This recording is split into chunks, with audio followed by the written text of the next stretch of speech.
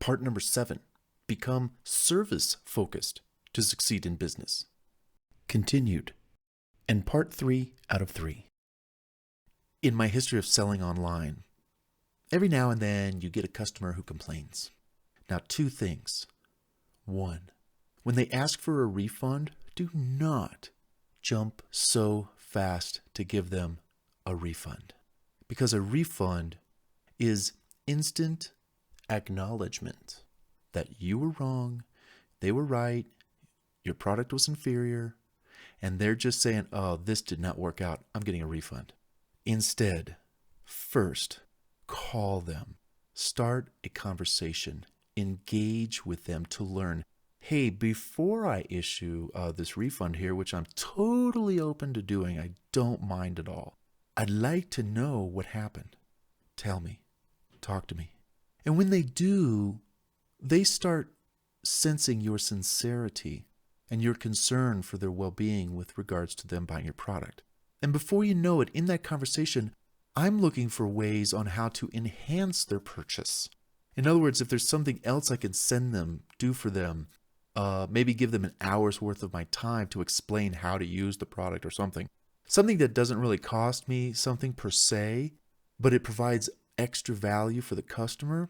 What happens at the end of that little scenario is they say, well, you know what, Bart, tell you what, I appreciate your phone call and clarifying or fixing the situation. I'll take you up on your offer for XYZ offer, whatever that was, another book or maybe a little bit of time to talk about this or that. And they say, keep the money. I won't ask for the refund. I'll reverse it. I'll stop it on PayPal or whatever they've done to initiate some kind of a refund action against you. And I tell you, anytime somebody's ever initiated, as I just mentioned, a refund via a payment system like PayPal, etc., I call the customer immediately and I talk to them and explain to them what's up. And they're like appreciative. I've had so many of them say, Bart, I didn't think I'd get to talk to you or talk to anyone or anyone would reach out to me, but you did and I really appreciate it. People are good people. They just don't want to be left alone out there. So by reaching out and contacting them, what does that do in the long run? After you've, number 1, saved the money on your end, so it's not going to leave you. Number 2, you've actually built a fan out of what it is that you sold, the customer, they bought from you. They're now a fan of yours and they actually have experience with you and what are they going to do? Because here's the thing. If you give the refund and you think you're pleasing the customer, what's their language? Yeah, I know about that guy. I know about that gal. I bought from them. It didn't work out well. I called. I got a refund. But yeah, it didn't work out. Period. That's the memory people are going to have. Versus, yeah, I wanted to get a refund because I thought there was a problem. I then got a phone call from him or her, the maker of the product, and I talked to them and they told me XYZ and blah, blah, blah, blah, blah, blah, blah. And before you know it, I said, hey, keep the money. I'll take this or that offer, or I appreciate the clarification. They were really cool on the phone. I've never experienced that in a long time. They were really nice. Bart was really nice on the phone, blah, blah, blah, blah, blah. So that's the wording and the discussions that you want broadcasted after you solve this issue with the client.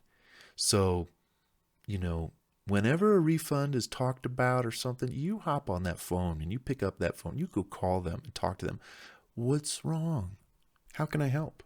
Explain the situation so that we can rectify this, because the money's not important to me. And here's the thing too. Remember, lifetime value of a customer. What's your product sell for? $30 plus or minus, $100, $1,000, whatever. The cost, the loss, the damage. Put a value on that when they are out there talking bad news about you. That's what I think. I am not worried about the unit cost. I'm worried about the cost of my reputation. That's why I pick up the phone and I call these people and I find out, hey, what's up? How can I make this better? Well, why don't I just double your order? Why don't I just give you more? Okay. Or what if I try and resend whatever it is that was, not sent well, or they didn't receive it well, or something. Why don't I send it again? Why don't we try that? When you show you care, people know you care. And then they will show that they care. Isn't that caring? I'm just kidding. That was a duck. Hey, I care. Okay, good. All right. Hey, a couple more. Research new and improved ways to increase the speed with which your products and information are delivered to the customer. I'm very impressed when I can order a product or something and it comes to me in a couple of days. Yeah. In the old days, dating myself here, in the old days, they used to say allow 1 to 3 weeks for delivery. And depending on what it is that you're ordering, maybe they need to group together a large order so they could produce it and then they ship it all out in bulk. And yeah, I get that. But what can you do to deliver the information that they want to buy faster? For example, on my website, bartsmithbooks.com, I have the option. You could buy the book, physical, paperback, and it will be mailed to you.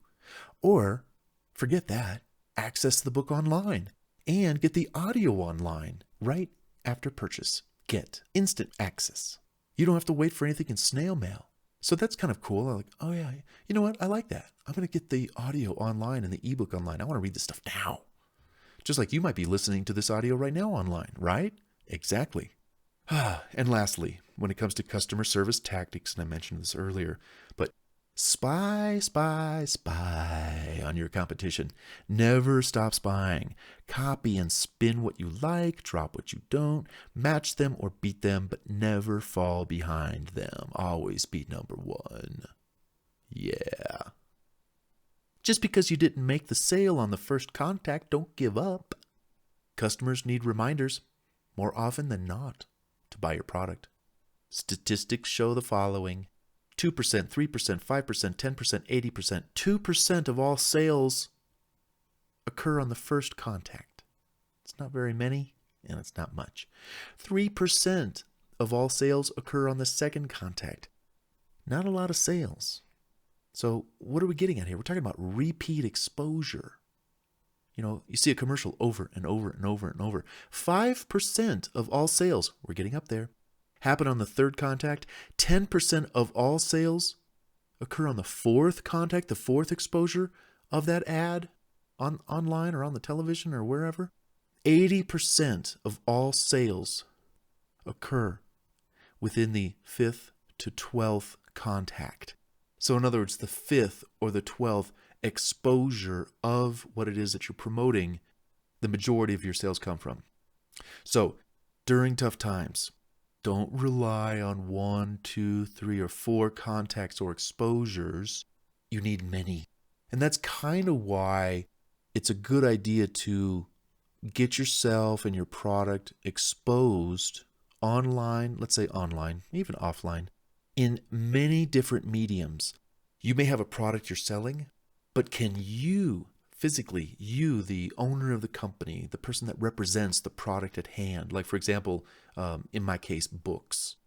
If I were to be seen in hundreds of different places on the internet, people will see my face, my name, my face, my name. They'll see that. And they'll go, I see that guy everywhere. What does he do or sell? Let's go to his main website. Oh, whoa, look at this. Wow. Well, I see from those other multiple experiences and exposures that he's a nice guy. People like him. He's likable.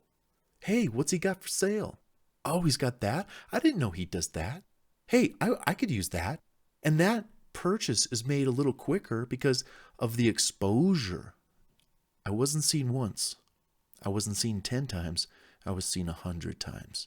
So whatever it is that you can do to take yourself, break yourself up apart into multiple means and get yourself out there and seen.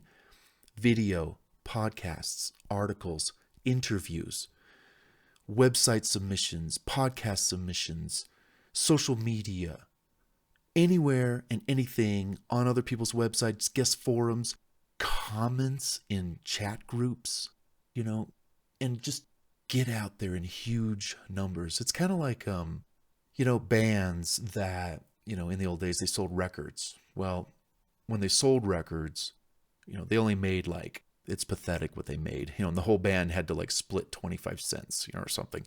But the exposure they got on music video channels and in magazines and in front of thousands of other concert venues where maybe they were the opening act. So they were performing their first album, their debut album, in front of 20,000 people. But that happened 4 nights a week. So it's 80,000 people per week. That's like 320,000 people per month. On a 10-month tour, 3 million people. So those new bands got exposed to 3 million people in a year. And that helped build trust, confidence, and likability. And hey, I'm going to go get their album. Same kind of thing when you're out there marketing, because so many people don't do squat. They don't do enough. They rely on one thing, and they think that one interview is going to pay their mortgage. It ain't. So, repetition and follow-up is key to closing more sales every time. Repetition, multiple exposures. Forever stay in front of the client. Like I said, your website, classified ads, online, offline, promotional activities, free this, free that, free information, free ebooks, whatever. Gifts, coupons, you name it. Social media, videos. You can create a video channel and upload a video per week or per day or a couple times a week. And after a while, you might have a few hundred subscribers, a few thousand subscribers. A year later, you might have a few 100,000 views. You talk about exposure, and if people like your stuff, I've read comments in some of these videos that I would watch, and the videos are what made somebody respond and say, hey, love your video. Great work. I just subscribed. You got a new sub. Hey, keep on ticking. Hey, I'm going to go buy this or that or support you and do this or that because I really love your work. Get out there. Harness the power of technology to automate follow-up. Utilize opt-in email management programs, online newsletters, email broadcasting systems, autoresponders, mobile apps, you name it. Stay in touch, stay connected, and stay in business, and stay in touch with your clients during tough times. Hey, that concludes part 7. Become service-focused to succeed in business today. Come on, let's continue to the next audio clip, part 8. Team up with others to succeed in business during tough times.